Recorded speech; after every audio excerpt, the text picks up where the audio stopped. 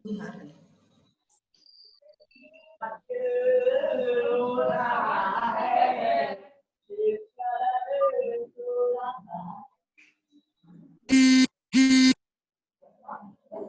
Ma'am? Hello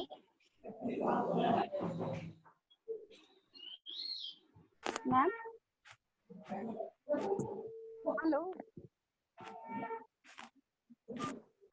नमस्कार। आज विश्व संगीत दिवस के अवसर पर आर्य महिला पीजी कॉलेज द्वारा आयोजित विशिष्ट वेब व्याख्यान में आप सभी का स्वागत है। मैं सुरभि मिश्रा आप सभी के सम्मुख आज के कार्यक्रम के संचालन के लिए प्रस्तुत हुई हूँ। आप सभी को मेरा प्रणाम एवं अभिवादन।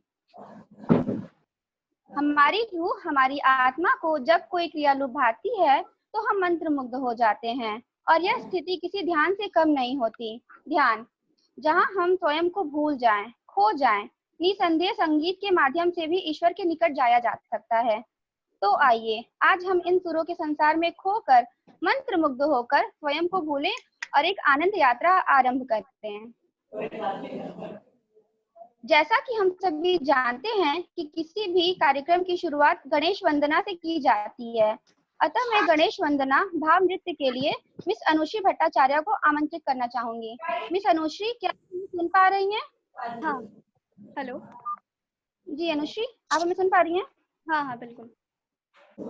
सभी गुरुजनों को मेरा सादर प्रणाम। मैं अनुश्री भट्टाचार्य आज इस वेबिनार की ओपनिंग करने जा रही हूँ गणेश वंदना के साथ। कोई भी भूल त्रुटि होगी तो मैं क्षमा प्रार्थी हूँ।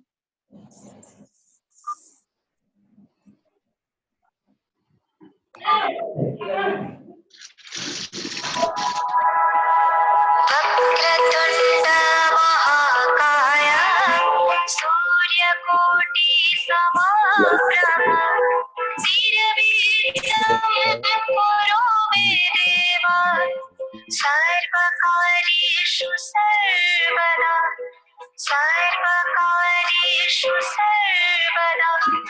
वक्रतुंड महाकाय सूर्यकोटि समप्रभ निर्विघ्नं कुरु मे देव सर्वकार्येषु सर्वदा।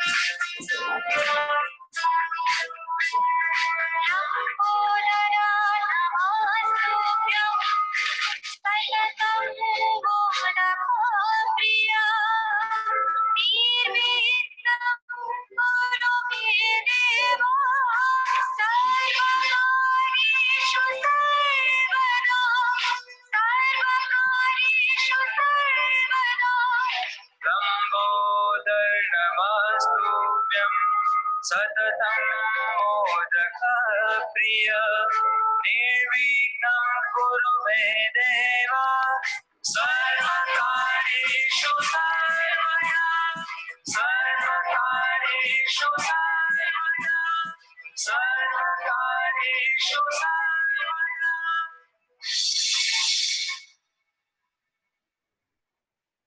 धन्यवाद अनुश्री इतनी सुंदर और मनमोहक प्रस्तुति के लिए। कार्यक्रम को आगे बढ़ाते हुए मैं स्वागत के लिए डॉक्टर गीता सिंह मैडम को आमंत्रित करना चाहूंगी। मैडम, क्या आप हमें सुन पा रही हैं? हाँ सुरभि, मैं तुमको सुन पा रही हूँ। जी मैम। तो ठीक, आशीर्वाद तुमको। धन्यवाद। आज विश्व संगीत दिवस के अवसर पर आर्य महिला पीजी कॉलेज के वाद्य संगीत विभाग द्वारा राग यमन के विविध रंग संगीत शिक्षा के परिप्रेक्ष्य में विषय पर आयोजित वेब व्याख्यान में आप सभी का हार्दिक स्वागत है। इस आयोजन के संरक्षक एवं महाविद्यालय के प्रबंधक माननीय डॉक्टर शशिकांत दीक्षित जी एवं हमारी मार्गदर्शिका महाविद्यालय की प्राचार्य सम्माननीय प्रोफेसर रचना दुबे जी हमारे उत्साह वर्धन के लिए हम सबके बीच उपस्थित हैं। आपकी गरिमामयी उपस्थिति से हमें अत्यंत हर्ष की अनुभूति हो रही है। अरे नहीं लग रहा है। सर और मैडम, आपका सादर अभिनंदन है। हमारे बीच उपस्थित महाविद्यालय की सम्मानीय शिक्षिका वृंद, अन्य वरिष्ठ गणमान्य जन, हमारी प्रिय छात्राएं एवं सभी सुधीजन जो इस समय इस व्याख्यान के लिए ऑनलाइन माध्यम से जुड़े हैं, उन सभी का हार्दिक स्वागत है, अभिनंदन है। आज हमारे बीच विशिष्ट वक्ता के रूप में सम्माननीय डॉक्टर गीत सुधा भट्ट पारिक जी उपस्थित हैं। मैडम, आपका महाविद्यालय परिवार में हार्दिक अभिनंदन है। डॉक्टर गीत सुधा भट्ट जी राजस्थान संगीत संस्थान जयपुर वाद्य संगीत विभाग में असिस्टेंट प्रोफेसर के पद पर कार्यरत हैं। आपका जन्म काशी के प्रतिष्ठित सांगीतिक परिवार में हुआ। ईश्वर की कृपा से आपने अंतरराष्ट्रीय ख्याति प्राप्त काशी की विभूति पद्मश्री पंडित बलवंत राय भट्ट भावरंग जी की पुत्री होने का गौरव प्राप्त किया है। आपने अपनी सांगीतिक वंश परंपरा और गुरु परंपरा में अपनी विद्या और कला को उन्हीं संस्कारों के साथ सिंचित करते हुए सुदृढ़ बनाया है। मेरे लिए अत्यंत सौभाग्य का विषय है कि आप मेरी बहन भी हैं। आप श्री शोभागिरी जी से प्राप्त की। तत्पश्चात आपने डॉक्टर सुधाकर भट्ट जी एवं डॉक्टर राजपाल सिंह जी से सितार वाद्य में उच्च शिक्षा एवं प्रवीणता प्राप्त की तथा स्नातक एवं परास्नातक दोनों कक्षाओं में सर्वोच्च अंक प्राप्त करते हुए 2 स्वर्ण पदक अर्जित किए। आपने राजस्थान विश्वविद्यालय से पीएचडी की प्राप्त की। आप ऑल इंडिया रेडियो की ग्रेडेड आर्टिस्ट, वाराणसी, झांसी, प्रयागराज, भुवनेश्वर, जयपुर आदि अनेक स्थानों पर अपने सितार वादन की मनोरम कृतियां दी हैं। आपने ग्रैमी अवार्ड विजेता पंडित विश्व मोहन भट्ट जी द्वारा निर्देशित वाद्य वृंद में दूरदर्शन पर अनेक प्रस्तुतियां दी हैं। आपकी भारतीय शास्त्रीय संगीत और स्पेनिश संगीत की एक सीडी बन चुकी है। आप संगीत संकल्प की संयुक्त सचिव, अनेक बंदिशें और अंतरराष्ट्रीय पत्रिका संगीत में प्रकाशित हो चुकी है। यह हमारे लिए हर्ष का विषय है कि काशी की बेटी जो आज अपनी शिक्षा दूसरे प्रदेश को है, आज संगीत दिवस के पावन अवसर पर हम सबके बीच उपस्थित हैं। मैं एक बार पुनः आपका महाविद्यालय परिवार की ओर से हार्दिक स्वागत करती हूँ, अभिनंदन करती हूँ। धन्यवाद। बहुत बहुत धन्यवाद मैडम, इतने सुंदर स्वागत उद्बोधन के लिए। धन्यवाद। अब मैं कार्यक्रम के तीसरे राग यमन के विविध रंग संगीत शिक्षा के परिप्रेक्ष्य में वेब व्याख्यान के लिए डॉक्टर गीत सुधा भट्ट पारिक मैम को आमंत्रित करना चाहूंगी। मैडम क्या? हाँ, आ रही है मेरी आवाज, आ रही है क्या? जी मैम, प्रणाम मैम। हाँ प्रणाम, खुश रहिए। मेरी आवाज आ रही है? जी मैम। एक मिनट। आवाज कम आए तो बता देना आप, ठीक है? जी मैम। ओके।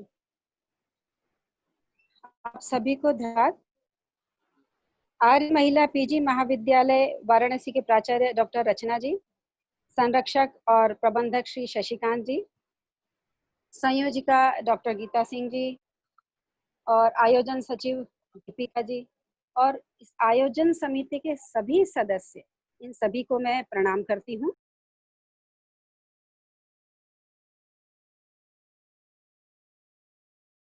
फॉर्म पर आ गया है। इसमें बहुत बड़े गुणी संगीतज्ञ, शिक्षक, विद्वान भी जरूर जुड़े होंगे। तो मेरा नम्र निवेदन है कि मेरा जो संबोधन है आगा वो छात्रों की दृष्टि से ही है, क्योंकि संगीत शिक्षा की दृष्टि से हम बात करेंगे। तो गुणी संगीतज्ञ जो मुझे अपने यदि सुझाव देंगे, मेरे संगीत ज्ञान में कुछ वृद्धि करेंगे, तो मेरे संगीत ज्ञान में कुछ योग हो जाएगा। तो ये मेरे लिए आज का विशिष्ट दिन होगा, क्योंकि आज विश्व संगीत दिवस और विश्व योग दिवस भी है। विश्व संगीत दिवस और विश्व योग दिवस की आप सभी को शुभकामनाएं देती हूँ। संगीत और योग वैसे भी एक दूसरे से बंधे हुए हैं। योग यानी जुड़ना होता है, मन से जुड़ना, मनोयोग से जुड़ना। भगवत गीता में भी कहा गया है, योगः कर्मसु कौशलम, मतलब किसी भी काम को कुशलता से करना ही योग है।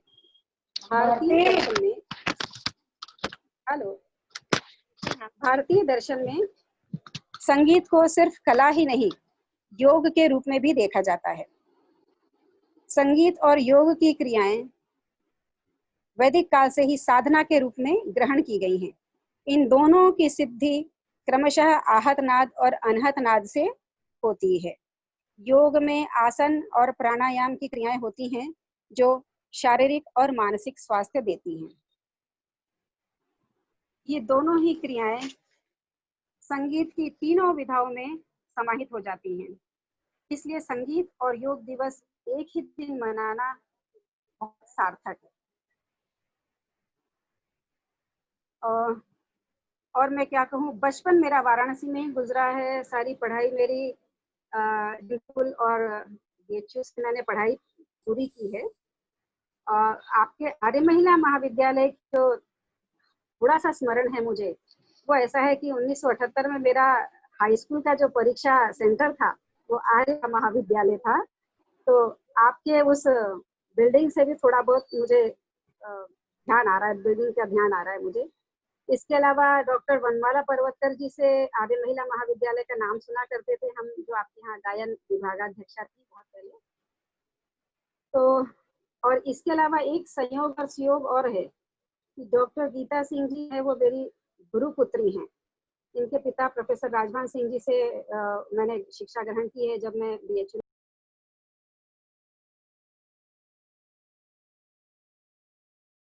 गुरु श्रीमती शोभा पर्वतकर, जो वनमाला पर्वतकर जी की छोटी बहन है, उनसे मैंने स्कूल में प्रारंभिक शिक्षा ली थी।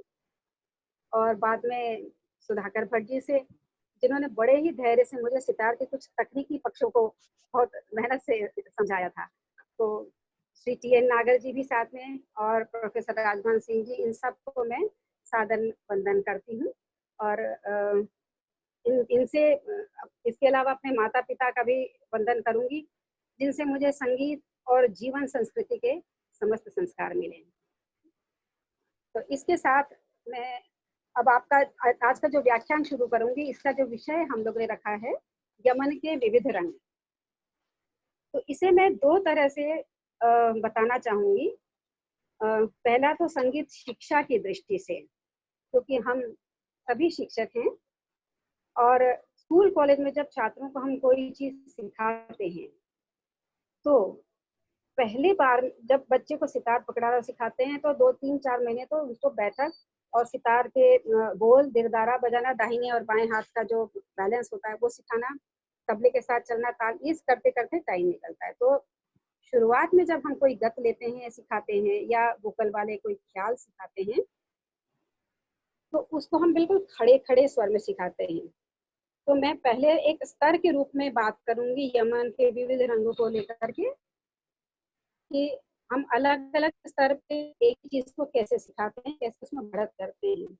और दूसरा फिर विविध शैलियों में किस तरह से यमन राग को प्रयोग किया गया है, उस पर मेरे जो विचार हैं, मैंने जो अनुभव किया है, वो मैं आप लोगों से साझा करूंगी। तो सबसे पहले जो है अच्छा, जो मैं बात बता रही हूँ कि यमन में पहले खड़े खड़े स्वरों में सिखाते हैं, फिर धीरे से यदि बच्चा समझने लग जाता है तो उसमें हम गमक, मीन, इसको जोड़ करके फिर बच्चे को बताते हैं कि इसको कैसे मीठा करना है। तो सबसे पहले जो मैं बताऊंगी यमन स्वर। तो जो छात्र किस किस है मुझे पता नहीं, मैं ऐसा ही समझती हूँ कि स्नातक स्तर के बच्चे जरूर बैठे होंगे, स्नातक और पीजी वाले। तो जब हम प्रथम वर्ष में गत लेते हैं तो इसके यमन के स्वर में एक बार रिवाइज कर देती हूँ बच्चों के लिए।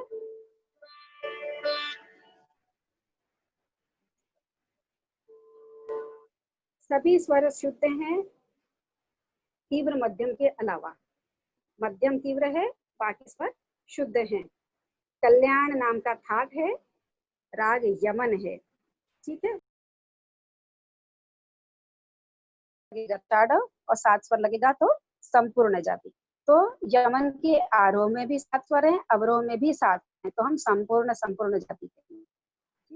तो अब मैं इसका आरोह अवरोह बता रही हूँ। सारे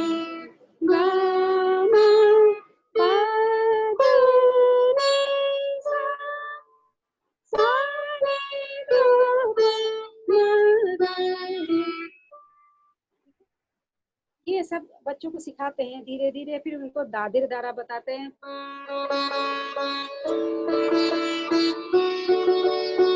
ये प्रारंभिक बोल है। इन बोलों को फिर गतों में सिखाते हैं कि पहली गत जो सिखाएंगे उसमें बिल्कुल ये प्रारंभिक दारा दारा दादिर दारा इन बोलों से हम सिखाएंगे। तो देखिए बिल्कुल खड़े स्वरों में हम कैसे बताएंगे।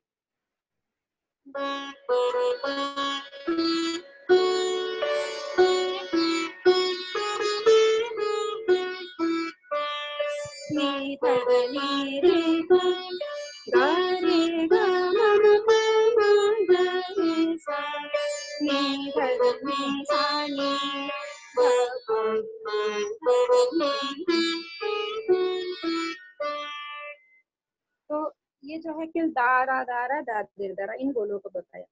अब बच्चा जब इसके साथ में तबले के साथ भी इसका जब एसोसिएशन हो जाता है बच्चा, मतलब क्योंकि पहले तो बोल भी संभालना है, लय भी संभालनी है और उसके साथ तबले के ताल भी संभालना है। तो जब ये इससे अभ्यस्त हो जाए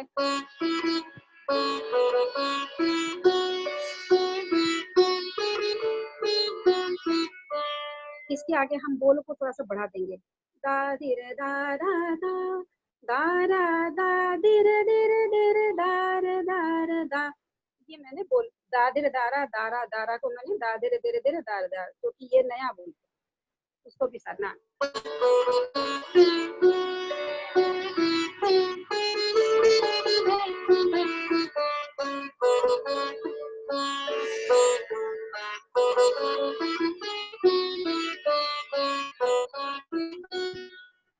ये हुआ।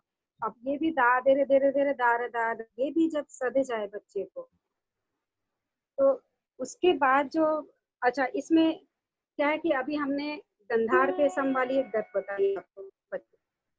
इस भाग में पंचम पर सम होता है तब भी गत वो भी गत सिखाई जाती है। जैसे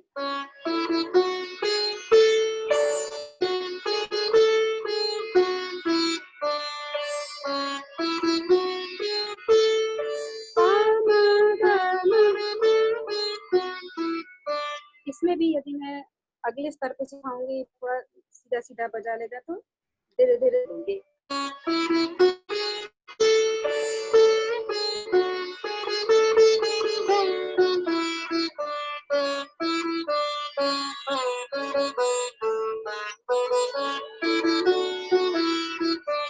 अब ये जो है मैंने बिल्कुल खड़ा कर दिया है।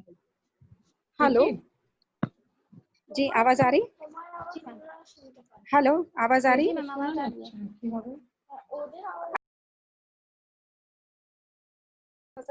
मीन से थोड़ा कण स्वर लगा करके वो बताएंगे ताकि थोड़ा मधुरता उसको महसूस हो, बच्चे को बजाने में भी आनंद आए। तो अब क्या करेंगे, जैसे मैंने पहली गत बताई थी वो ये थी ठीक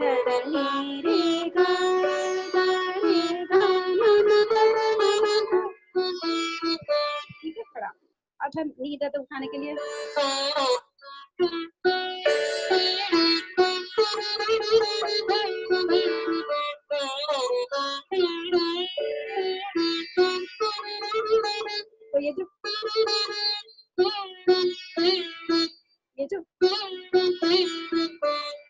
स्पर्श स्वर है अलग अलग तरह से।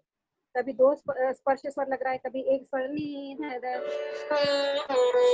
पहले हमने खड़ा बजाया था नी ध ध, ठीक है। इस नी को सा का भी स्पर्श दे सकते हैं, ठीक है, या फिर मैं ध से खींच के भी नी बजा सकती हूँ।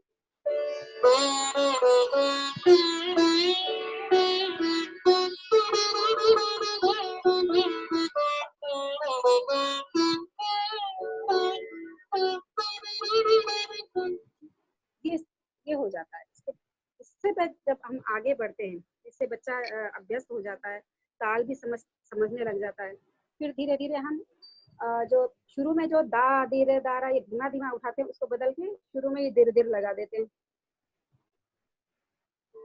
धीरे धीरे धीरे धीरे दार दार दा दा धीरे दारा दा दारा दारा, इस तरह से। और अभी जो मैंने गत उठाई थी वो सीधे सीधी 13वीं मात्रा से उठ रही थी।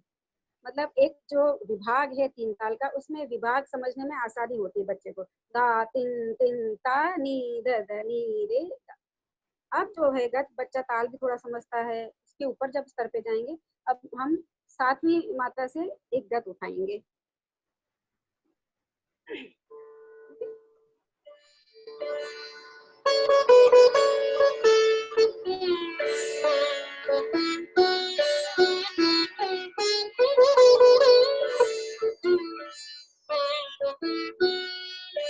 अभी मैं पहले आपको खड़ा खड़ा बजा के सुनाती हूँ।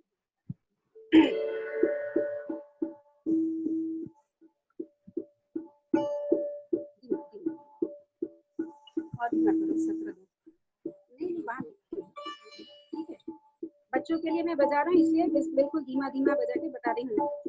वॉल्यूम कम करो। 1 2 3 4 5 6।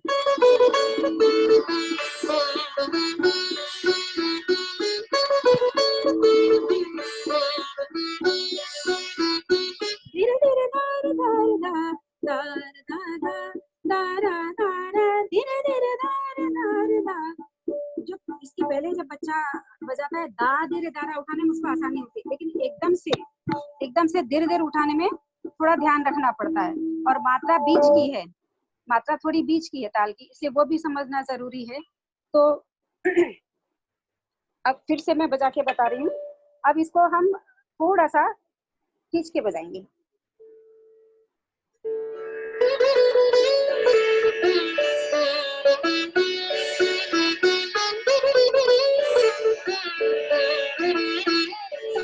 अब पहले खड़ा बजा रही थी, अभी थोड़े सारे स्पर्श स्वर लगा करके हम बजा रहे हैं।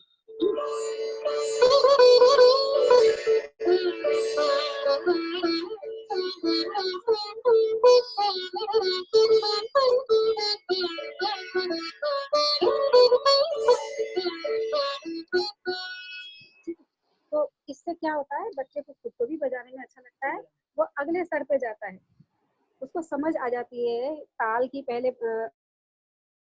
खड़ा बजाने के बाद उस खड़ी गत में भी कर्ण स्वर लगा करके उसको मिलना। उसके बाद जी मैम। हेलो,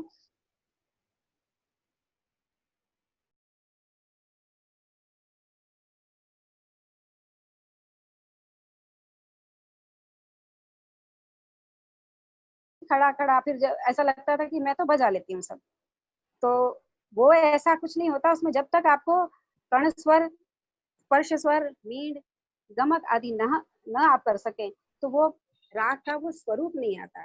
जो खड़ा हम सिखाते हैं वो आपको एक ढांचा तैयार करते हैं शुरुआत में। ताल के साथ आप सहज हो जाएं, बाएं हाथ दाएं हाथ के साथ सहज हो जाएं, लय के साथ सहज हो जाएं, ठीक है। अब ये जो जैसे मैं कह रही हूँ विविध रंग, अभी जो गत हमने बजाई थी, इसमें एक शांति का भाव है, बिल्कुल निश्चिंतता से बज रहा है सब कुछ, ठीक है।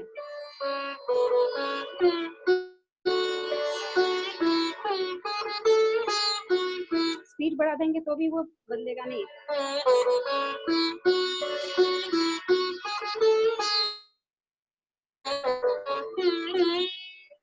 एक तो अब जब मैंने गत बदली है,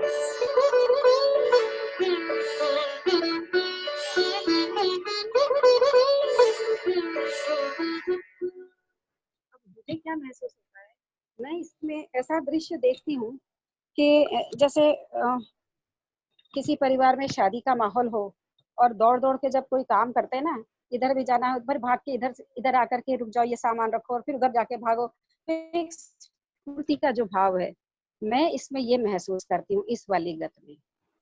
ठीक है, आप खुद मन में देखिए कि घर के जो सदस्य है या जो सखियां हैं घर के और लोग सब दौड़ दौड़ के इधर से उधर सामान लगा रहे हैं, रख रहे हैं, तैयारी कर रहे हैं। ठीक है,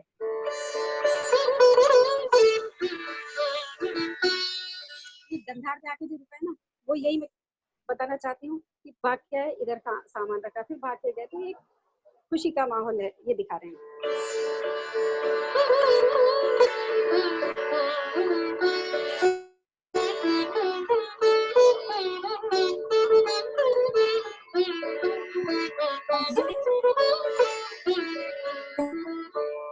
ठीक है, ठीक है। अब इसके बाद इसी तरह सातवीं मात्रा से एक और गत ले रही हूँ मैं, लेकिन उसकी जगह उसके स्वर अलग से मतलब अभी मैंने निषाद से शुरू किया था, अब मैं आपको ऋषभ से शुरू करके बता रही हूँ।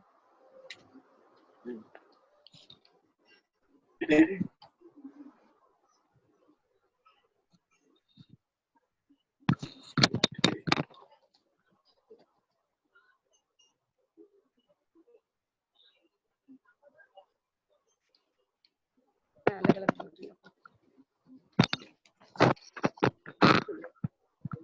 अब ये जो एक दूसरी गत है देखिए,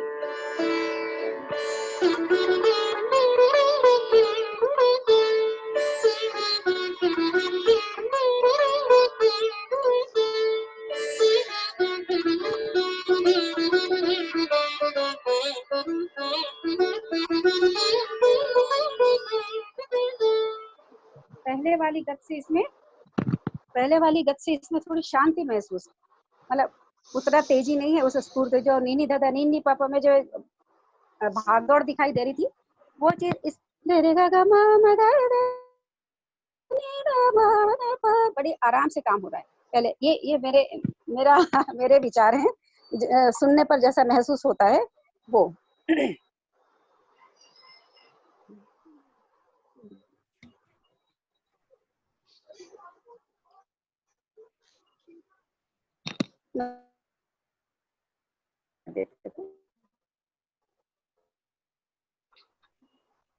अच्छा, एक बात मैं और बच्चों को बता दूं कि ये यमन जो है, यमन नाम जो, ये यमन या ईमन भी इसको कहा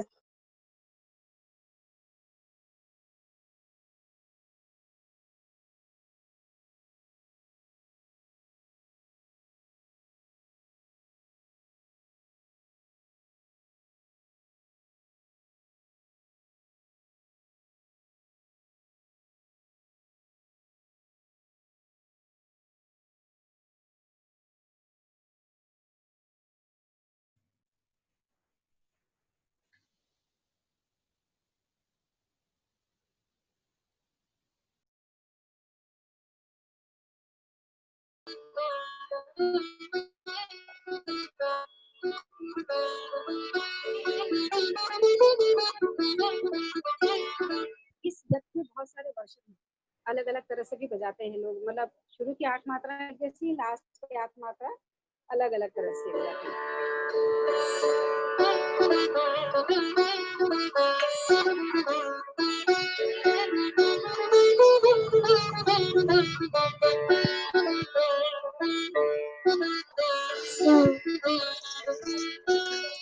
ठीक है, अब ये इस तरह से, ये तो एकदम संपरा है, जैसे तुरंत एकदम काम करना है, ऐसा मुझे महसूस होता है कि बहुत जल्दी जल्दी जो काम करना है ना, जो तुरंत चुटकी बजाने में करने के लिए कहते हैं, वो भाव इसमें आता है। और इसके अलावा 2 मुही गतें होती हैं। अगले स्तर पर जब हम जाते हैं तब मुही गतें भी सीख, ये गत भी जो मैंने बताई, ये 2 मुही गत है। 2 मुही का मतलब है उठान भी सम से है और अगला सम भी, अगला मतलब 16 मात्रा का पूरा मुखड़ा होता है, उठते भी 1 मात्रा से और आते सम पर भी 1 मात्रा से, तो पूरा उसको 2 मुही गत कहते हैं। तो आप तान की जो तिहाई लेके आएंगे, तो चाहे उठान वाली जगह से ऊपर आ जाएं या लास्ट में घूम करके आए, कहीं भी आप आकर के जुड़ सकते हैं।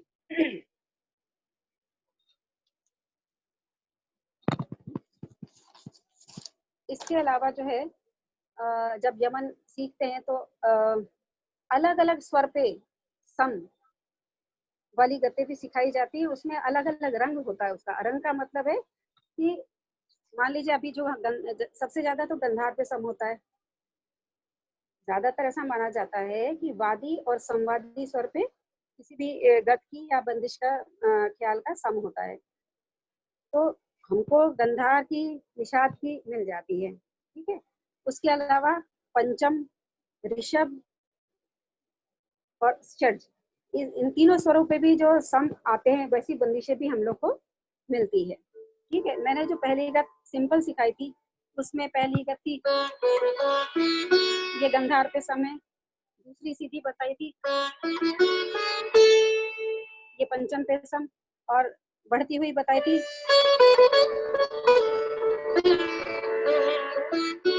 ये ग, ये प का सम है, ठीक है। और वोकल में जो बड़ा ख्याल एक यमन का सिखाया जाता है कंठ संगीत में, मेरा मन बांध, मेरा मन बांध, ये सा पर सम है। ऐसे और कई बंदिशें हैं जो सा पर सम आता है उसका, ठीक है। और उसके अलावा जैसे मैंने गत की बात की थी शुरुआत में सीधी सीधी, तो एरी आली पिया बिन जो आप वोकल में सीखते हैं उसमें भी यही बात है कि खड़ा खड़ा सिखाया जाता है। फिर उसमें मींड और कर्ण स्वर लगा के सिखाता है। कैसे सिखाते हैं, आली पिया बिन सखी रे, आली पिया बिन सखी, कलन परत मोहे घरी पल छिन दिन, ठीक है। फिर जब आप थोड़ा समझ जाते हैं इसको, आली पिया बिन सखी, आली पिया बिन कलन परत मोहे घरी पल छिन दिन, ठीक है। इस तरह से घुमा करके, मेरा पिच ये सितार का नहीं, इसलिए मुझे हल्की आवाज में गाना पड़ रहा है। तो ये दोनों के साथ है, वोकल हो चाहे वाद्य संगीत हो। स्तर के अनुसार हम धीरे धीरे बच्चों पे बढ़त की गति जाते हैं सिखाने के लिए। तो अब एक निषाद का निषाद पर सम की दो मुही गत बजाई जाती है, जो मैं आपको एक लाइन बता रही हूँ।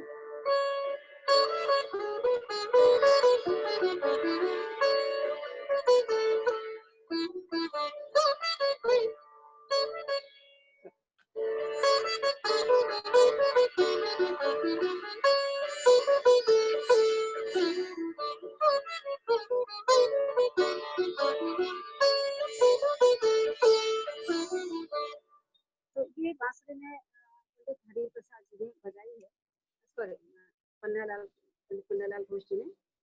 तो उठी दो मुही गत है, उठी भी सम से है, गई भी सम पर निषाद से ही है, निषाद से उठ के निषाद पे गई है।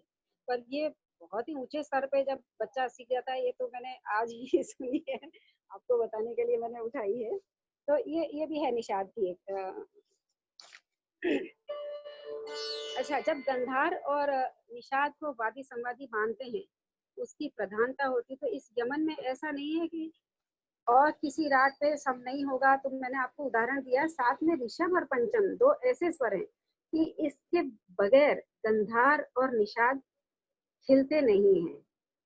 गंधार लगाएंगे तो ऋषभ अगल बगल आएगा ही, मध्यम दैवत और निषाद पर जाएंगे तो ध के साथ प पे आके रुकेंगे, म ग म ध प, ठीक है।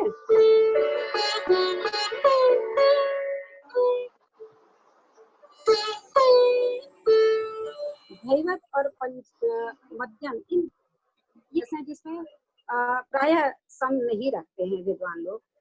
बाकी सभी स्वरों पर ये खासियत है यमन राग की, हर राग में ऐसा नहीं होता कि वादी और संवादी के अलावा अन्य स्वरों पे सम हो गए, चित्र के लिए कभी कभी हो, पर ये प्राय आ जाता है सा पर है, रे पर है, ग पे है और पंचम पर है, बहुतायत से। ठीक है।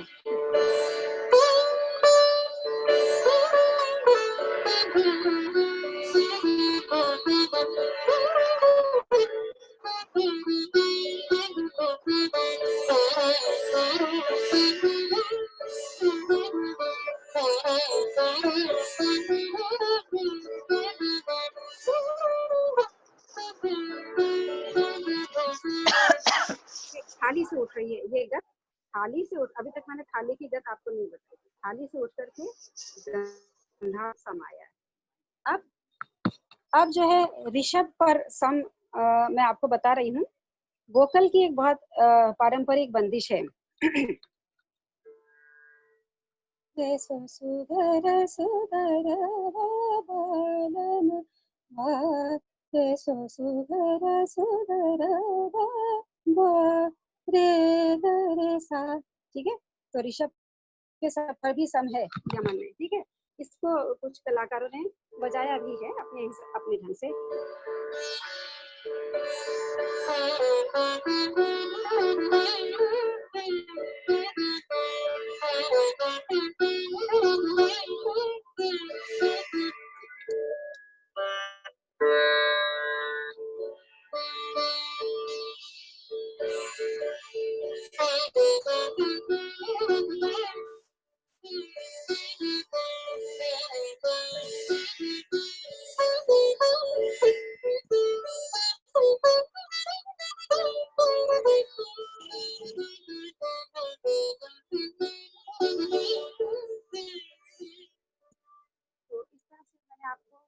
यमन के अलग अलग स्वरों पर सम वाली गतें और बंदिशें बताने का प्रयास किया है। ये अलग अलग रंग पैदा, इसका रंग किस तरह अलग अलग पैदा होगा कि जब आप जिस स्वर पर सम ला रहे हैं, आपको तान की तिहाई उस स्वर पे, तान की तिहाई आपको उस स्वर पे लानी होती है, तिहाई का सम। तो काम आपको उस स्वर के अगल बगल करके सम अलग अलग, तो आपको आप देखिए कितनी मेहनत करनी पड़ेगी कि हर स्वर के हिसाब से तिहाई आपको तैयार करके बजानी है। गंधार पंचम की आसान होती है, ऋषभ की तिहाई बना करके लाना, सा पे भी थोड़ा ठीक हो जाता है, निषाद पर लाना थोड़ा सा मेहनत का काम है। मेहनत से सब कुछ साध्य हो सकता है। और एक मसीद खानी गत बजाई जाती है जिसपे भी निषाद पे सम है।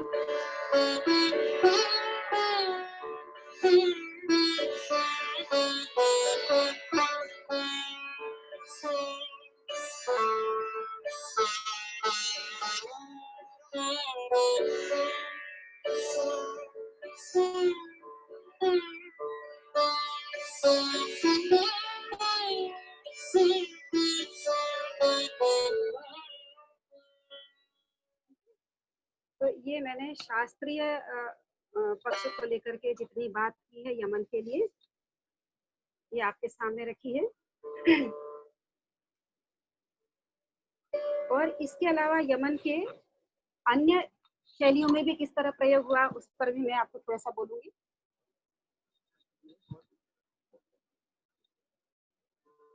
सबसे पहले मैं भजन की बात करूंगी, क्योंकि यमन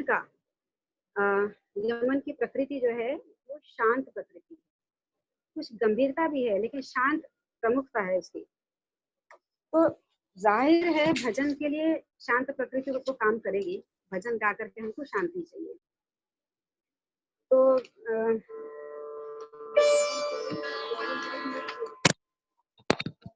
अच्छा, आवाज मेरी साफ आ रही है आप लोगों को?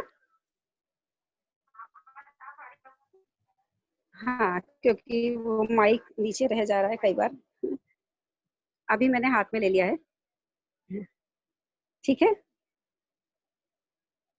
ठीक है। तो अब मैं जो भजन की बात कर रही हूँ, यमन में जो शांत भाव है उसके लिए भजन बड़े ही उपयुक्त हैं। मतलब उसमें उन स्वरों में भक्ति भाव बहुत अच्छे से व्यक्त हो सकता है। तो हमने बचपन में कुछ हम लोगों ने भजन सुने थे, रेडियो से सुनते थे। तो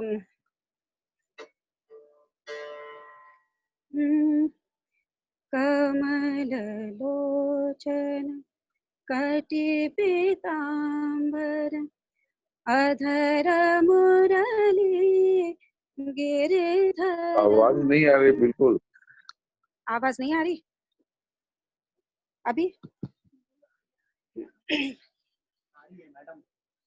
कमललोचन कटिपीताम्बर अधर मुरली गिरिधरम् पीतवस्त्र गरुडवाहन चरणनित सुखसागरम् कमललोचन कटिपीता। ये सुना था बचपन में, तो ये इसका भाव बिल्कुल भाव उसका अच्छे से आता है। और फिल्म लाइन के गाने में देखिए आप, मन रे तू काहे न धीर धरे, कितनी शांति से और बहुत आनंद से गाया है। उसमें यमन के स्वर बहुत अच्छे महसूस होते हैं। उसको मैं गाऊंगी नहीं क्योंकि वो जिन्होंने गाया वो सभी को पता है और कितना अच्छा है वो। इसके अलावा यमन के स्वरों में थोड़ा शुद्ध मध्यम का प्रयोग करके भजन में बहुत यूज किया गया है आवाज और वो नहीं आ अच्छा रही एकदम।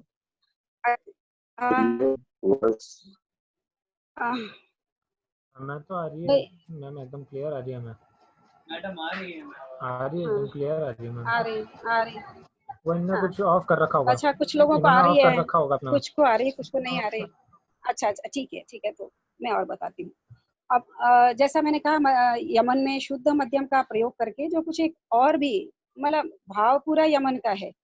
आप देखिए, एक पंडित विष्णु मोहन भट्ट जी ने एक कंपोज किया था।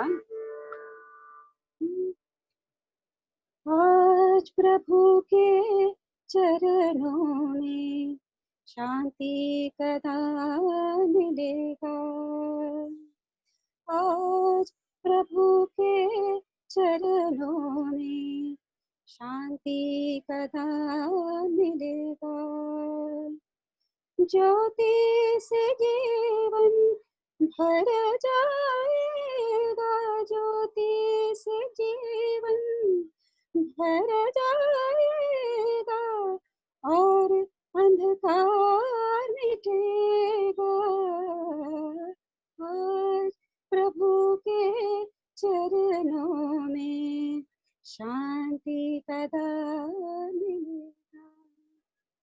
ये कहते कहते मेरे तो मन में बहुत शांति हो जाती है, जिस तरह से प्रयोग किया गया है इन स्वरों को। इसके अलावा महाराष्ट्र में इस स्वरों को तो यूज किया जाता है, तो उसमें खटके मुर्की इसका अंदाज बहुत लिया जाता है।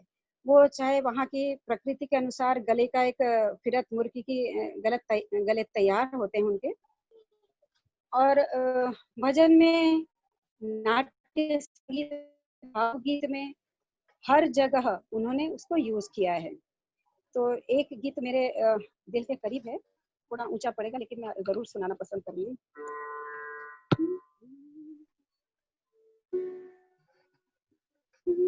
भाव भक्ति ने पूजते विश्वनाथा, भाव भक्ति ने पूजते विश्वनाथा, मन रंगले रंगले गीत गाता, भाव भक्ति ने पूजते विश्वनाथ। ये बहुत अच्छा है, उषा मंगेशकर जी का है, और आप सुनेंगे तो आगे भी यमन के स्वरों को बहुत अच्छे से यूज किया है उन्होंने। तो ये जो भक्ति भाव का माहौल यमन से आता है, वास्तव में बहुत शांति प्रदान करता है। इसकी शांत प्रकृति बहुत सहायक है, आध्यात्म की ओर ले जाती है। मेरे सोच में तो ऐसा है। इसके अलावा अब जो और दूसरा रंग है इसका, वो गजल की तरफ में, गजल की थोड़ी सी कुछ बात करूंगी। बहुत मैं उसमें बहुत अधिकारी नहीं हूँ बोलने की, लेकिन जो सुनते हैं वो कान में तो जाता ही है, संगीत के विद्यार्थी हैं इसलिए। तो जो रंजिश ही करम वो पूरी तरह से यमन में है, सॉरी, रंजिश ही सही। रंजिश ही सही दिल दुखाने के लिए, रंजिश ही सही। ये जो गाना है इसमें जो सेकंड लाइन है, आप से मुझे छोड़ के जाने के, तो ये जो छोड़ कहा इन्होंने, छोड़ शब्द का जो भाव है ना, छोड़ दिया उसको, तो ये रंग मुझे बहुत पसंद है। किस तरह से स्वर का प्रयोग किया है। बुलाया तो बहुत शौक से, खटका गमक से, आप से मुझे छोड़ के जाने के लिए। गजल की खासियत है कि उसमें स्वर वैचित्र के प्रयोग किए जाते हैं, लेकिन यमन में बहुत ज्यादा वैचित्र नहीं, इसके अपने स्वरों से ही वैचित्र पैदा करते हैं। इसमें जरूर कभी कभी शुद्ध मध्यम प्रयुक्त है, लेकिन बहुत अच्छे से गाया है। और उसमें भाव देखिए, जैसे मैं कह रही हूँ, यदि आप ऐसा सोचेंगे तो आपको वो रंग उसमें दिखेगा। और इसके अलावा आज जाने की जिद ना करो, आज जाने की जिद ना कर, बड़े चैन से कह रही है कि भाई मत मत जाओ, मतलब उसको कहने का तरीका है ना, बुलाने का, प्यार से बहुत निवेदन कर रही है। इसके स्वरों में कितना अच्छा वो उतार के लाई है। आज जाने की जिद ना, समझा भी रही है, प्यार से कह रही है। कितना फर्क, मतलब स्वरों को लगाने का तरीका बहुत अच्छा है, गाया भी बहुत अच्छा है, कंपोज अच्छा हुआ है। वही अमन के स्वर हैं, तो भजन में भी आ रहे हैं, गजल में भी आ रहे हैं। इसके अलावा और एक हम बचपन में सुना करते थे,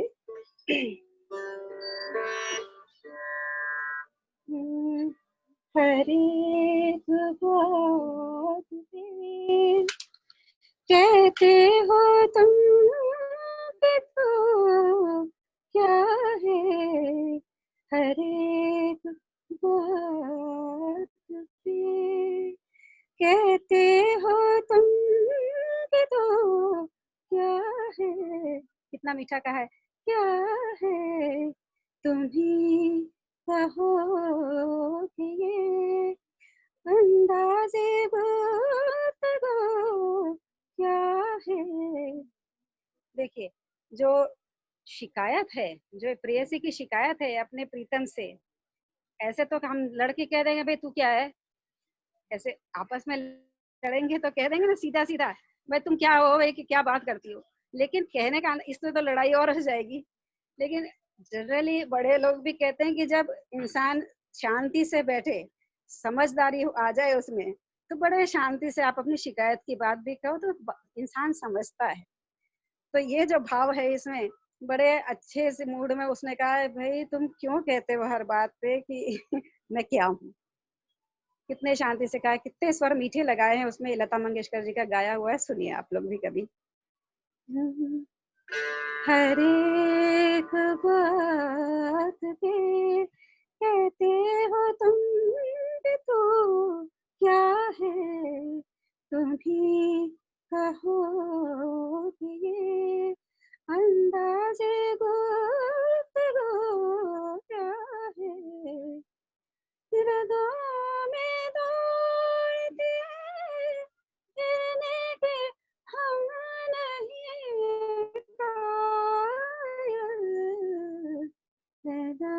ये आप सुनिए, मैं जो कह रही हूँ उस भाव को समझिए, उसका रंग देखिए, यमन में कितने रंग आपको मिल रहे हैं, खुशी के, मनाने के, निवेदन के। अब इसके बाद एक गीत में क्या होता है, थोड़ा सा ऐसा रोना धोना नहीं, उछलता भाव होता है, खुशी का भाव होता है।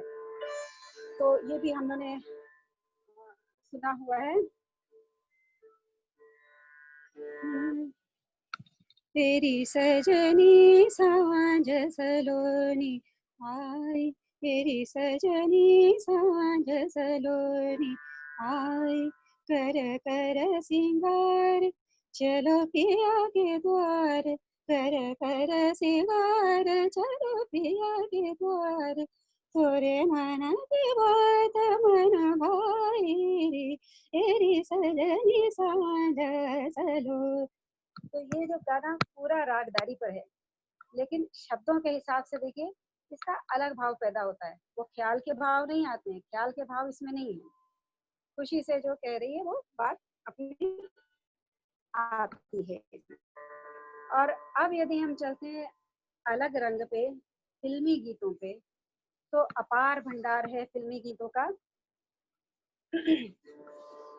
इसको इतना बहुतायत से प्रयोग किया है और कितने तो रस भाव व्यक्त किए हैं, सुख के, दुख के, मनाने के, और क्या कहें, ये बहुत लोग जानते हैं। फिर भी बात कर रही हूँ यमन के अलग रंग की, तो मैं थोड़ी सी आपको बता ही देती हूँ। निवेदन के रूप में जो गीत प्रयोग मुझे लगता है वो जारे बदरा बहरी जा रे, पूरा रागदारी है इसमें भी।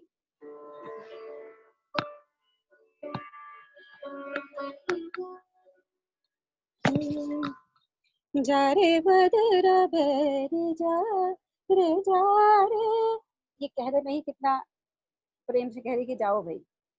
जा रे बदरा बहरी जा रे, पिया का सनसवा लारे लारे लारे, जा रे बदरा बहरी जा रे।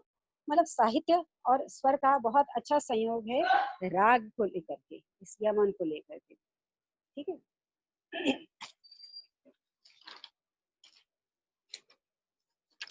इसके अलावा जब खुशी व्यक्त करते हैं, खुशी के लिए तो चलता ही है ये, क्योंकि श्रृंगारिक भी है ये राग। इस राग में श्रृंगारिक सारे भाव पैदा हो सकते हैं। तो पर वो जिस तरह से प्रयोग किया है, आए हो मेरी जिंदगी में तुम बहार बन के, बड़ा सिंपल सा है, महसूस नहीं होगा कि यमन कैसे लगाया है। आए हो मेरी जिंदगी में तुम बहार बन के, पहले सुनने में आपको लगेगा ही नहीं ये राग हो सकता है। आए हो मेरी जिंदगी में दा दा दा दा दा, दिल में यूं रहना, मेरे दिल में यूं रहना, तुम प्यार प्यार बन के, पूरा यमन का स्वर आ गए, ठीक है। ये गाना है। और इसके अलावा इस जो मैं महसूस करती हूँ कि यमन का किस तरह प्रयोग किया है, स्वर हैं, लेकिन यमन का राग रूप जो हम लोग चलन में देखते हैं वो नहीं है। वो देखिए, सुनिए।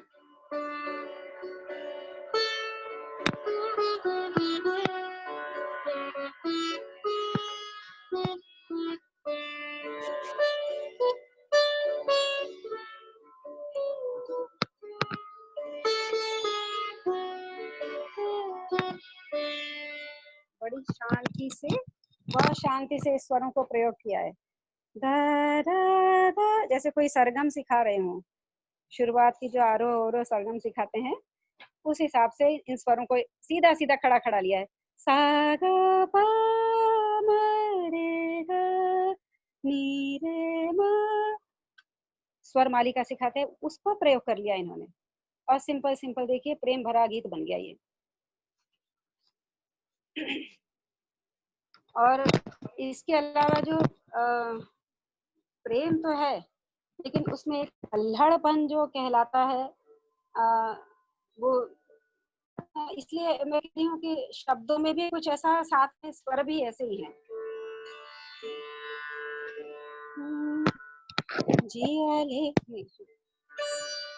जिया ले गयो जे मोरा सावरिया, खुश है वो भीतर भीतर। जिया ले गयो जे मोरा सावरिया, लागे मन में लगन हुई बावरिया, जिया ले गयो जे मोरा सावरिया, जिया ले गयो जो खुशी है भीतर से, देखा देखा हो गया सब काम मेरा, तो वो अल्हड़पन है, वो श्रृंगारिक तो है लेकिन अल्हड़पन है इसमें। तो आप देखिए कितने रंग हैं इसमें। जो ये सारे विचार मेरे हैं, हो सकता है आगे किसी के न भी हो, लेकिन मैं जैसा महसूस कर रही हूँ वो आपसे मैं साझा कर रही हूँ। दुख में यूज किया है, जो प्रसिद्ध गाना है आंसू भरी है जीवन की राहें, ठीक है। और बहुत बड़े आर्टिस्ट हैं, उनकी बेटी है। हाँ जी, हाँ जी, हाँ जी, कुछ कह रहे हैं आप? अच्छा, ठीक है। तो अब देखिए मौसम, ये गाना आप देखिए कि पहचानिए।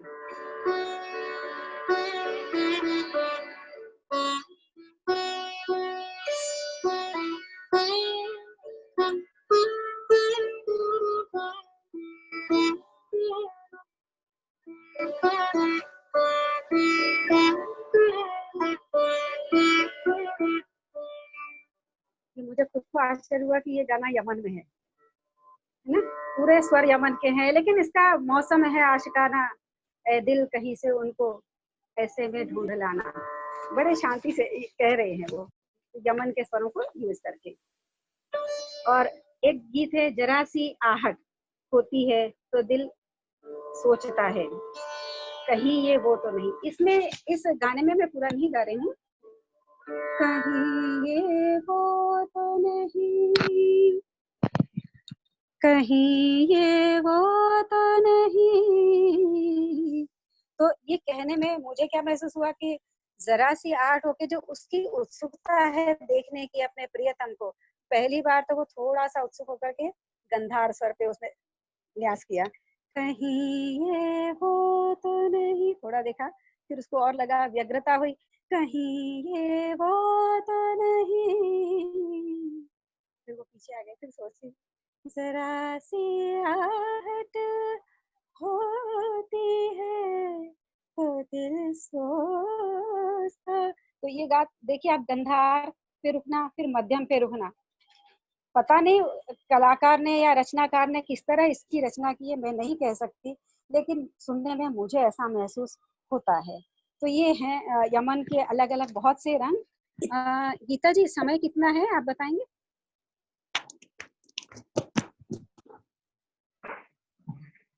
हेलो,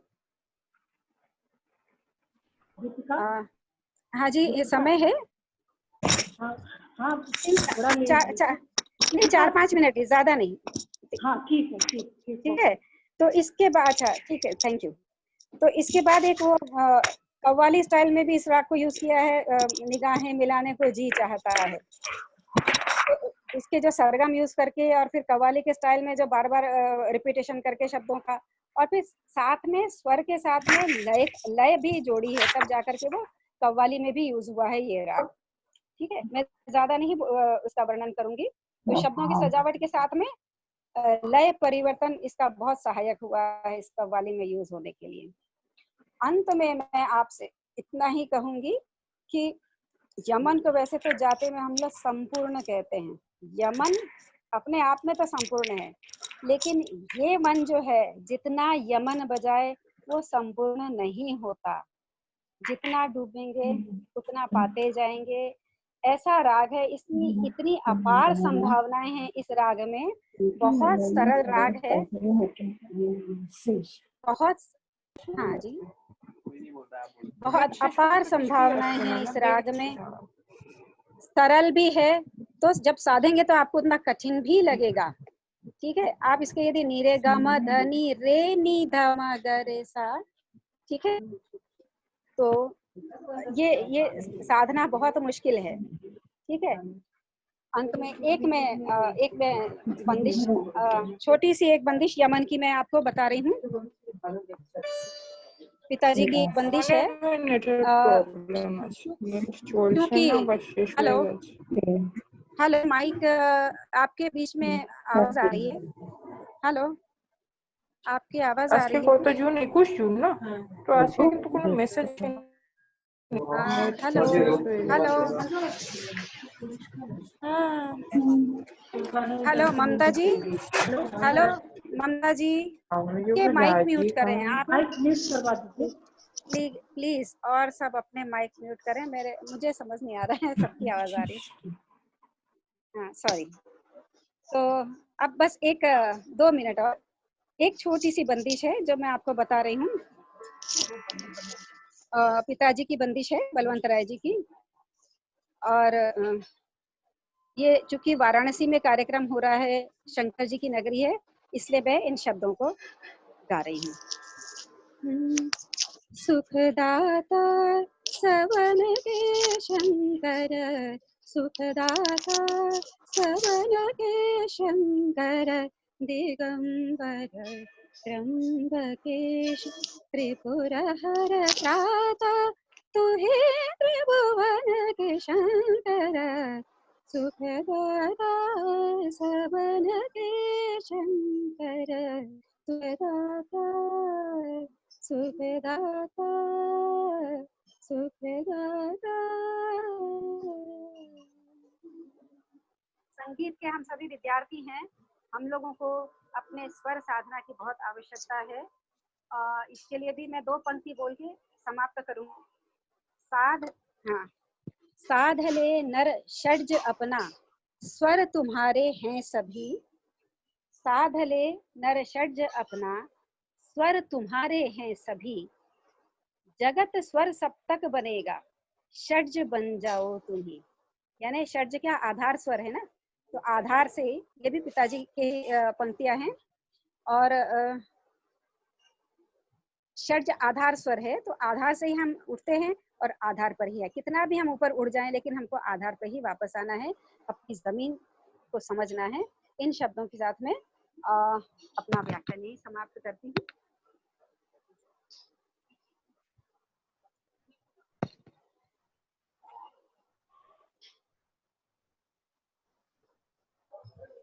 सुरभि, सुरभि, हेलो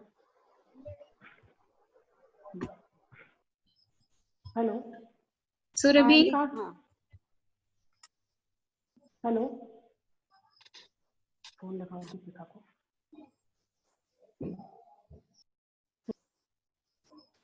सुरभि,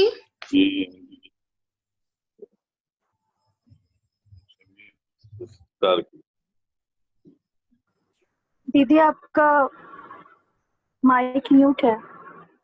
सुरभि दी, हेलो, हाँ अब आ रही है।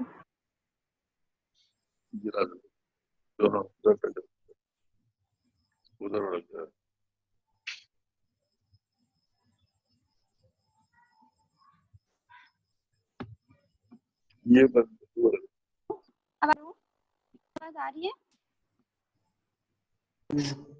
हेलो हेलो, क्यों नहीं आ रहा है? मैम सुरभि आ रही है। जी मैम आ रही है। आवाज बहुत नहीं आ बहुत रही है। धन्यवाद मैम, इतनी सुंदर सुरभि व्याख्यान। तुम्हारी आवाज नहीं आ रही है। मैम अब आ रही है Surabhi, ma'am? Hello ma'am. Surabhi, ma'am हाँ मैम। सुरभि तुम्हारी आवाज आ रही है।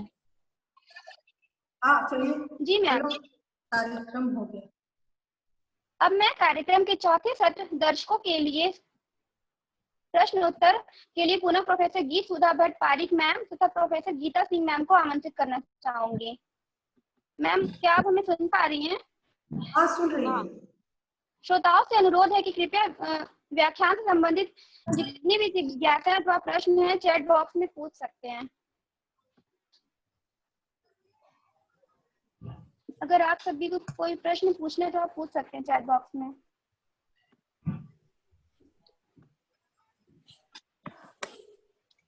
मैम।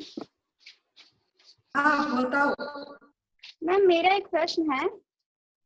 मिजराब के विविध बोलों से किस प्रकार नवीन बना सकते हैं?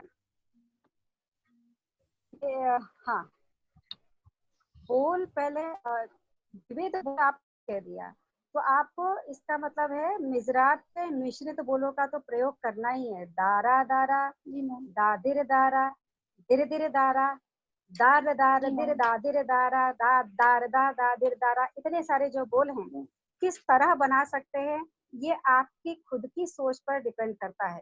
ठीक है ना। अभी जैसे हम जब सीखते हैं तो हमारे दिमाग में कुछ चीजें और फ्रेज जो हैं, बड़ों से सीखे हुए फ्रेज हमारे माइंड में बैठ जाते हैं। तो उस तरह से हम अगली जब कोई रचना करते हैं उसमें से कुछ बोल उधर लेते हैं, दूसरे किसी गत का अच्छा लगा तो आप पहले उसकी रचना देखिए, ताल के साथ, वजन के साथ, उसके ताल के जो विभाग हैं उसके साथ बैठ रहा है नहीं बैठ रहा है, ये देख करके आप बनाएंगे। बहुत कठिन भी नहीं है ना। जी मैम। तो बना तो सकते हैं शांति से, यदि आपको ताल समझ में आ रहा है। देखिए मैंने जो आपको एक गत बताई थी, उसको बनाने का क्या था, मैंने जो शुरुआत में मैंने आपको 7वीं मात्रा से एक गत बताई थी, इसमें बोल क्या शुरू हो रहे हैं, धीरे धीरे धीरे धीरे से शुरू हुआ। इसके पहले मुझे दादिर दारा भी मैं सीख चुकी हूँ, सिंपल भी सीख चुकी हूँ, तो सबको मिला करके इसी बोल को लेकर के मैंने दूसरी जगह फिट किया। ये जो दूसरी गत है ना, उठाया तो धीरे धीरे से आगे मैंने बोल बदल दिए। धीरे धीरे आप किस ताल में बनाना चाह रहे हैं उसके 4-4 के, यदि 3 ताल में बना रहे हैं तो 4-4 का विभाग है आपके पास में। ठीक है ना। उस हिसाब से आपको बोल सेट करने, दा धीरे धीरे धीरे दा दार दा धीरे धीरे जा रहा दा दार जा दा दार दार दार दारा दा, कुछ भी बना सकते हो। ठीक है ना। ऐसे कोई मतलब पहले से मैं आपको कह नहीं सकती कि ये ऐसे बना लो। ठीक है ना। हमारे मन में आ रही तो 4 मात्रा के बोल दूसरे ले लिए, 3 मात्रा के और कोई दूसरे ले लिए। ठीक है ना। जी मैम। तो ये कोई अलग से समझाने वाली बात नहीं है। जब आप, हो सकता है कभी आपसे पर्सनल मैं मिलूं, जो भी पूछना चाह रहा है तो मैं कई तरह से बताऊंगी आपको, क्योंकि ताल के साथ बोल अलग हो जाते हैं, वजन अलग हो जाता है, तो कभी दा के साथ में दिर लगा करके उसको पूरा करना पड़ता है, दा दार दा लगाया दा दा दा दिर दारा। ठीक है ना। तो वो हम निश्चित नहीं कर सकते। कुछ चीजें तो बैठी हुई हैं। हाँ, मस्जिद खानी में बोल जो निश्चित है उन्हीं बोलों से हम बजाते हैं। पुराने जमाने में जो विद्वान लोग थे उन्होंने जो बोल निश्चित किए थे 16 मात्रा के, उसी पे बजते थे। लेकिन आज जो है क्योंकि गायकी इतनी बढ़ गई है सितार पर, तो वो मस्जिद खानी के बोल हम नहीं निभा सकते हैं। तो इसीलिए आजकल क्या मस्जिद खानी गत को लोग विलंबित गत कहते हैं। जहां तक हो सके आप बोलों से मतलब सीख रहे हैं, जब तक आप उन बोलों पर ध्यान दीजिए, आगे कलाकारी आपके हाथ में है। ठीक है। और वैसे यदि आप वहीं विद्यार्थी हैं उसी कॉलेज में, तो आप गीता सिंह दीदी से भी पूछ सकते हैं। वो मेरे गुरु पुत्री है, मेरे सीनियर भी हैं और अच्छे से समझा सकेंगे वो। हाँ जी मैम, एक क्वेश्चन है बनारस हिंदू यूनिवर्सिटी के प्रोफेसर राजेश शाह सर का, कि वो मतलब पूछिए कैसे स्टूडेंट को सितार मिलाना सिखाया जाए, या कैसे सभी इसका प्रयास करें कि मिलाना आ जाए। हेलो मैम, सुन पा रही हैं? हेलो, आपको आ रही मेरी आवाज? जी मैम। आपको आ रही? हाँ जी मैम। ऐसा है कि राजेश जी को नमस्ते। और आप खुद इतने बड़े विद्वान हैं, आप कलाकार हैं, आपका भी अनुभव। नमस्ते जी, नमस्ते। कैसे हैं? आपका भी अनुभव है इतने वर्षों का, तो अपनी शायद दोनों की बात एक जैसी ही होगी कि पहले सबसे प्रमुख बात है कि यदि बच्चे में सुर का ज्ञान है ना, सुर ज्ञान है, तब तो आप बहुत आसानी से सिखा सकते हैं। ठीक है ना। जो आपको जो आधार स्वर है, हम यही कहेंगे सबसे पहले तो सुर। मैं अपने क्लास में बच्चों को सुर लगवाती हूँ पहले। नहीं, मेरा सवाल ये था कि हम लोग सभी शिक्षक हैं। हाँ? और अधिकतर ऐसे जगह से बच्चे आते हैं म्यूजिक के जिनके घर में संगीत नहीं होता है। नहीं होता। तो अब तो हमें ऐसे ही लोगों को सिखाना है तो फिर उनको सुर का ज्ञान कैसे करवाएं?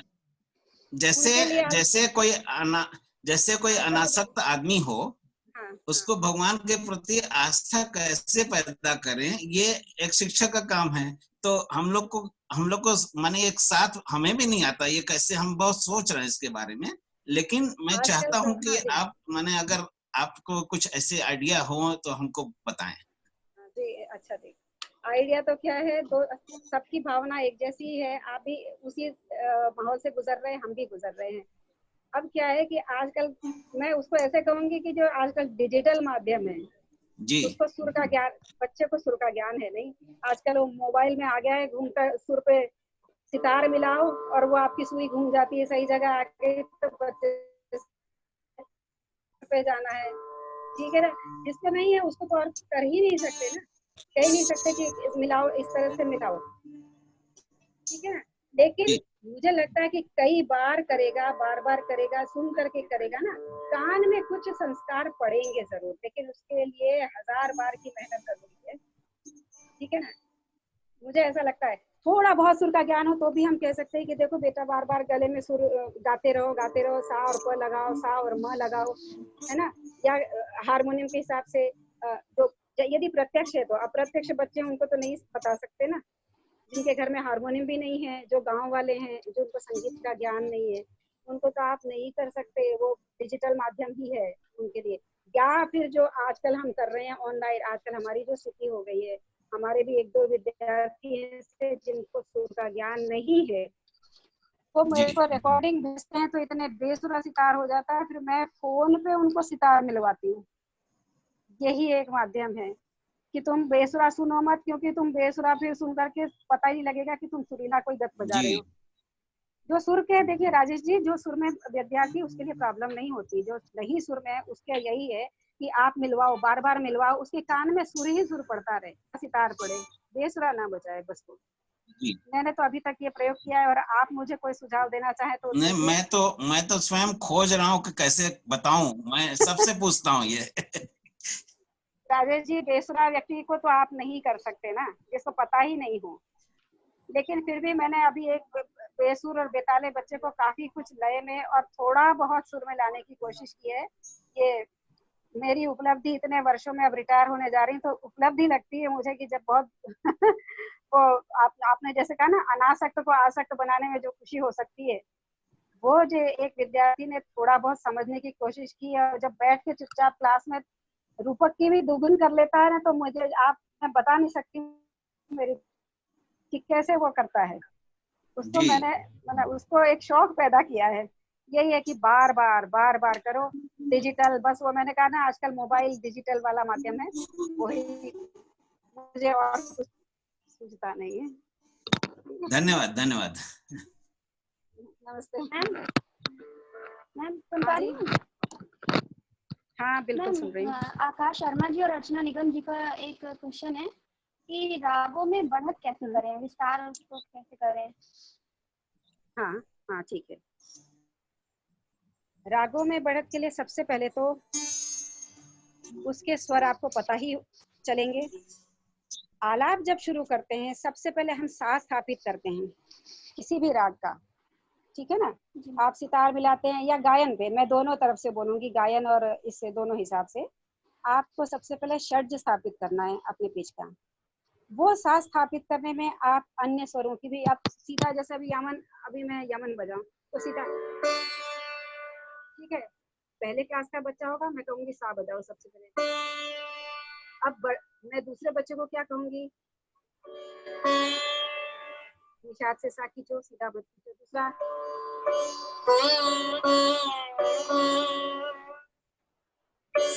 सा स्थापित हो गया।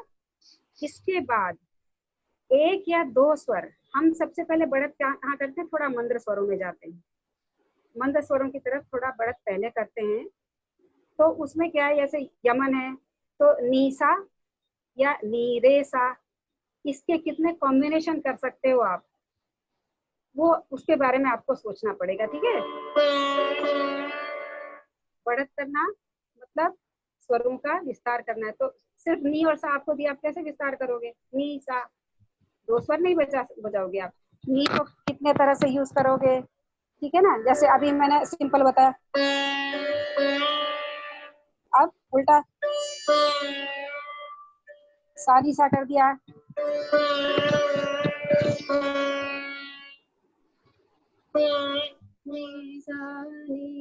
मतलब एक दूसरे स्वर का स्पर्श लगा के उसको मैंने नया बनाया विस्तार देने के लिए, ठीक है।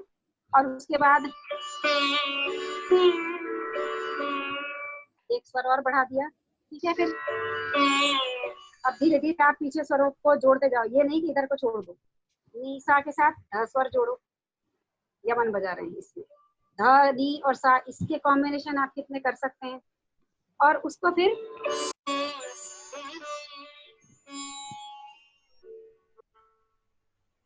मैंने पंचम ले लिया,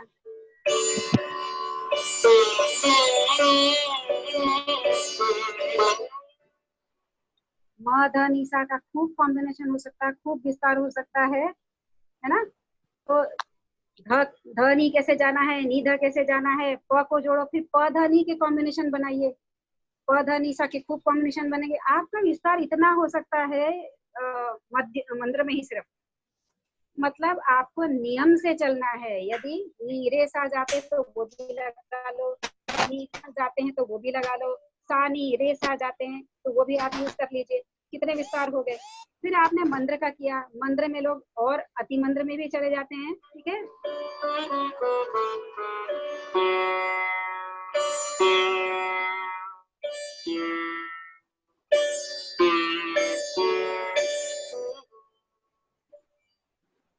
मंद्र से वापस मध्य में आए, मंद्र से अति मंद्र में गए, तो यही आपका खूब विस्तार हो गया। उसके बाद इसको लेते हुए आपको मध्य में आना है। मध्य में भी उसी नियम से नी रे ग जाओगे, नी ग रे जाओगे, रे ग नी जाओगे, सारे नी रे ग जाओगे। और आप क्या चाहते हो इसमें, जितना का अभी बताएंगे तो पूरे 12 भी बजा सकते हैं। मतलब इसके मैं एक से नीचे तक के स्वर को बोलते बोलते पीछे आऊंगी, तो ठीक है ना। नियम आप जानो, रागों का नियम जानो और फिर विस्तार करो, ठीक है। आरोह में जो नियम कहा गया है उसको, हाँ जी ठीक है।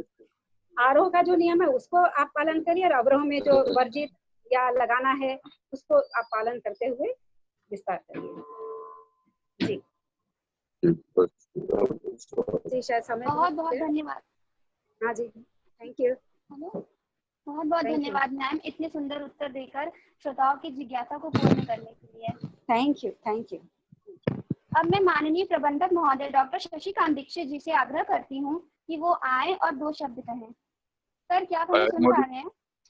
ऑडिबल है? हाँ, मेरी आवाज आ रही है? जी सर। जी ठीक। मैं सर्वप्रथम मैनेजर आर्य Mahila PG college doctor Dixit बोल रहा हूँ। आज हमारे इंस्ट्रूमेंटल म्यूजिक डिपार्टमेंट की तरफ से डॉक्टर गीता शर्मा जी ने जो आयोजन, क्योंकि आज बड़ा महत्वपूर्ण दिवस है, एक तो इंटरनेशनल म्यूजिक डे और आज ही मोदी जी के द्वारा प्रणीत अंतरराष्ट्रीय योगा दिवस मनाया गया, और बीच में ग्रहण भी, सूर्य ग्रहण, जो कि 900 वर्षों में बताया गया कि पहली बार ऐसा ग्रहण आया। आप सबने भी देखा होगा, और अपने अपने हिसाब से ग्रहण का कुछ लोगों ने पूरा पालन भी करते हैं, कुछ वैज्ञानिक नहीं भी मानते हैं। ऐसे ही हमारा शास्त्रीय संगीत जो विश्व मंच पर पहुंचाने के लिए, मुझे याद है कि श्री श्री रविशंकर जी की बहुत बड़ी उपलब्धि रही है, और उन्होंने इसको भारतीय संगीत को विश्व मंच पर पहुंचाया है। आज दुनिया के अनेक देशों में हमारे यहाँ के कलाकार विद्यालय खोल रहे हैं, स्टूडेंट्स को पढ़ा रहे हैं, और खास करके तो हमारे काशी में सितार में देवव्रत मिश्रा जी बहुत बड़ा प्रयास कर रहे हैं। और भी यहाँ के संगीत, सरोद, तबला सीखने के लिए पूरे दुनिया से और यहाँ भारत के विभिन्न भागों से लोग आते हैं। तो ये तो संगीत का घर ही रहा है। और डॉक्टर गीता सिंह जी खुद डॉक्टर राघवंश जी की बेटी है, और जैसा उन्होंने बताया कि हमारी मैडम जो मुख्य अतिथि हैं श्रीमती अनुश्री भट्टाचार्य जी पारिक, जो कि राजस्थान संगीत संस्थान जयपुर से जुड़ी हुई हैं।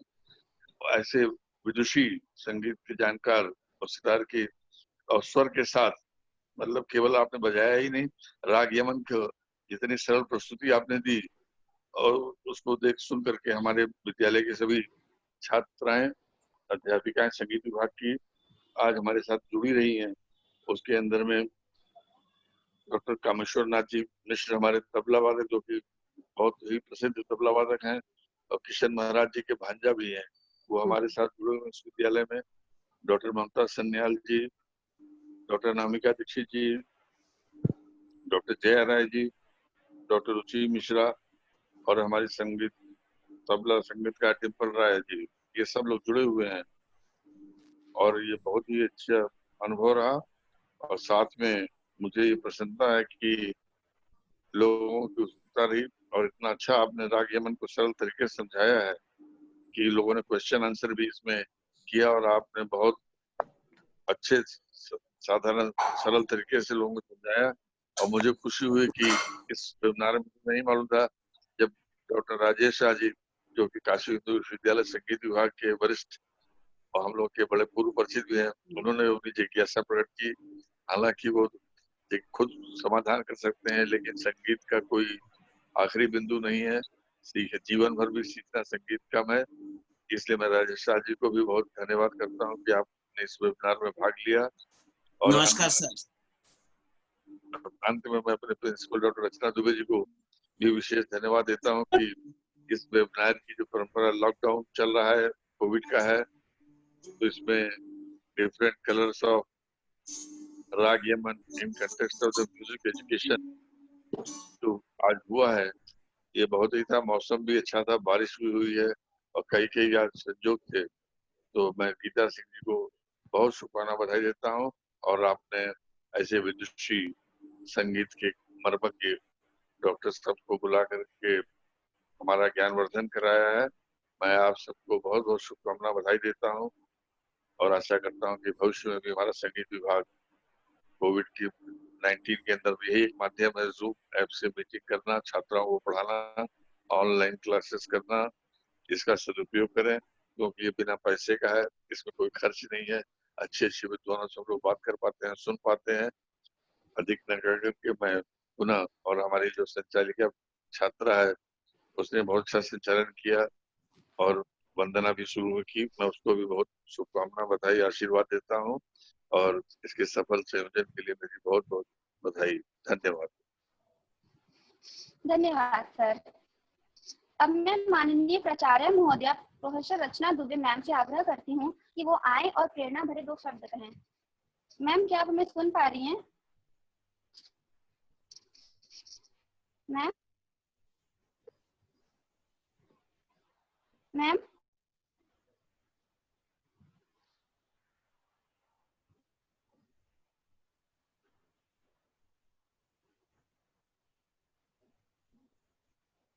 मैम, आपको मेरी आवाज आ रही है?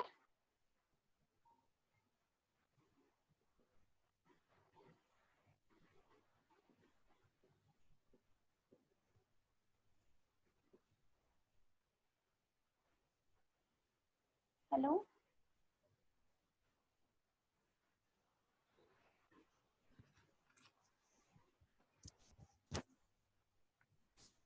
प्रिंसिपल मैडम, आप कहाँ हैं? मैम प्रिंसिपल मैडम कनेक्ट नहीं हो रहा है। हाँ जी, मैं तो सुन पा रही हूँ।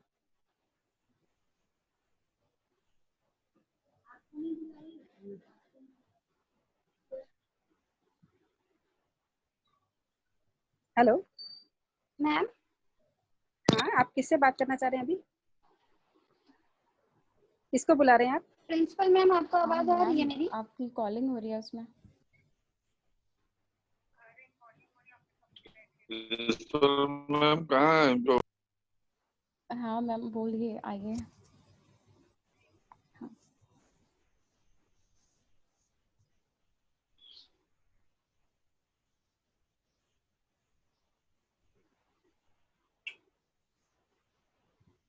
Ma'am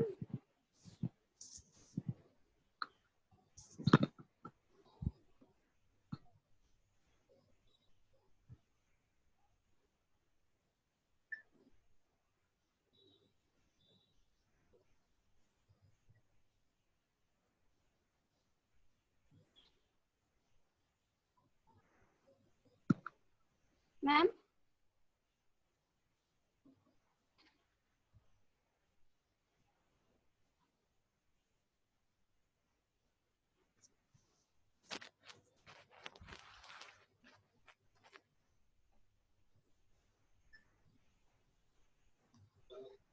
hello hello ma'am. हाँ, can you hear me? Yes ma'am. Hello ma'am. Yes ma'am, आपकी आवाज आ सुन रही पा है। रहे हैं? हाँ, गुड इवनिंग एवरीबॉडी। सभी को नमस्कार। और music department, instrumental music department को बहुत बहुत बधाई। इंटरनेशनल ये म्यूजिक डे के दिन ये प्रोग्राम ऑर्गेनाइज करने के लिए आज इतने मतलब डे है। आज जैसे कि आज योग डे था, आज म्यूजिक डे है, आज संडे भी है, आज फादर्स डे है, तो आज सोलर इक्लिप्स डे भी था, ग्रहण का भी दिन था। तो मतलब इतने डे है, तो और उसके ऊपर से आज म्यूजिक डे। तो ये म्यूजिक मतलब संगीत सभी को मतलब आए ना आए, लेकिन इतना सुकून, इतना प्लेजर देता है, इतना मतलब सूदिंग लगता है ये सुनने में। अगर आप कभी मतलब कोई भी तरह का म्यूजिक हो, वो क्लासिकल हो या वो वेस्टर्न हो, कोई भी हो, जैसे जैसे आपकी अपनी पसंद हो, लेकिन जब भी हम चाहते हैं कि हम अपना मूड फ्रेश करें, वी इंक्लाइन टुवर्ड्स म्यूजिक, मतलब हम म्यूजिक की तरफ ही देखते हैं। अगर कभी भी हमारा मतलब माइंड को फ्रेश करना है हम, तो म्यूजिक ही हमको हेल्प करता है। इवन मेनी पीपल आजकल का जो रिसर्च कह रही है कि अगर डिप्रेशन से भी आपको बाहर निकलना है तो आपको म्यूजिक बहुत ही सहायता करती है इसमें। तो ये भले आपको इसमें नॉलेज हो या ना हो, मतलब आपको इसमें अध्ययन किया है आपने, कितना आपको इसकी जानकारी है, भले जानकारी नहीं है फिर भी हम अगर म्यूजिक को सुनते हैं तो हम काफी मतलब उसको काफी आनंद लेते हैं उससे। और आप लोग सभी लोग तो विद्वान हैं, इसमें सभी म्यूजिक के हैं। और आप लोग अभी मैडम को हमने सुना, doctor Geeta Sudha Bhatt Pareek, assistant professor from Rajasthan, from Jaipur. Students के लिए काफी मतलब स्टूडेंट्स ने जरूर इसमें से कुछ सीखा होगा, काफी उन्होंने स्टूडेंट्स के लिए बताया। और हमारे students will be benefited by this. And सभी को कॉलेज की तरफ से, मेरे तरफ से, मैनेजमेंट की तरफ से सभी को बहुत बहुत बधाई हो। और डॉक्टर गीता सिंह, डॉक्टर अनामिका दीक्षित और जो संचालन कर रही हैं वो सभी स्टूडेंट्स को बहुत बहुत धन्यवाद। इस म्यूजिक डे के दिन हम सभी लोगों का शाम मतलब इवनिंग को बहुत अच्छा बनाने के लिए, क्योंकि सुबह तो हम लोग ने एक्सरसाइज कर लिया, तो अभी शाम को रिलैक्स हो गए हम लोग सब लोग म्यूजिक सुन के। So it was really pleasant and it was good. Thank you very much for giving me this opportunity. Thank you very much. बहुत बहुत धन्यवाद मैम, आपके इतने सुंदर शब्दों को सुनकर हम सभी का उत्साहवर्धन हुआ। अब मैं धन्यवाद ज्ञापन के लिए डॉक्टर दीपिका बरनवाल मैम को आमंत्रित करना चाहूंगी। मैम, क्या आप हमें सुन पा रही हैं? हाँ सुरभि, मैं तुम्हें सुन पा रही हूँ। क्या मेरी आवाज आ रही है तुम्हें? जी मैम, आ रही है। नमस्कार। आज मैं आप सभी का सादर अभिवादन करती हूँ।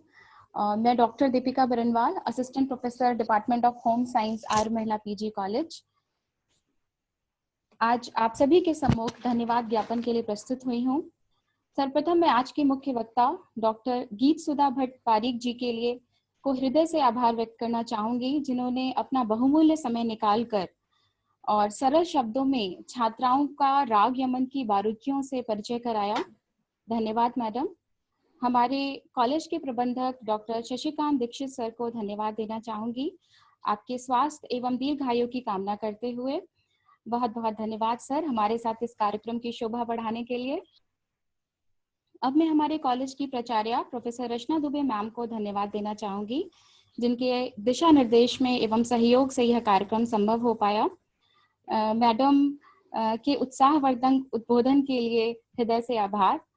इस कार्यक्रम की संयोजक डॉक्टर गीता सिंह मैडम को मैं कोटि कोटि धन्यवाद देना चाहूंगी, जिनकी वजह से आज आर्य महिला पीजी कॉलेज में विश्व संगीत दिवस के उपलक्ष्य में इस महत्वपूर्ण सांगीतिक व्याख्यान का आयोजन हो पाया।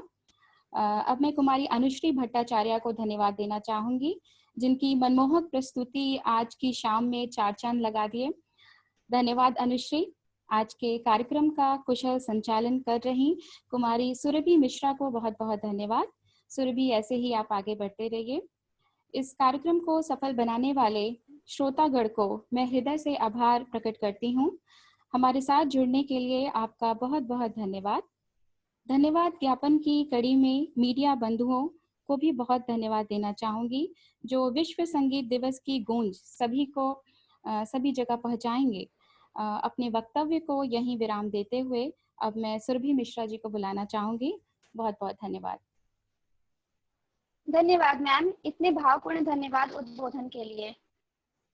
अब मैं आज के इस कार्यक्रम को यहीं समाप्त करना चाहूंगी। हमारे साथ जुड़ने के लिए आप सभी का बहुत बहुत धन्यवाद।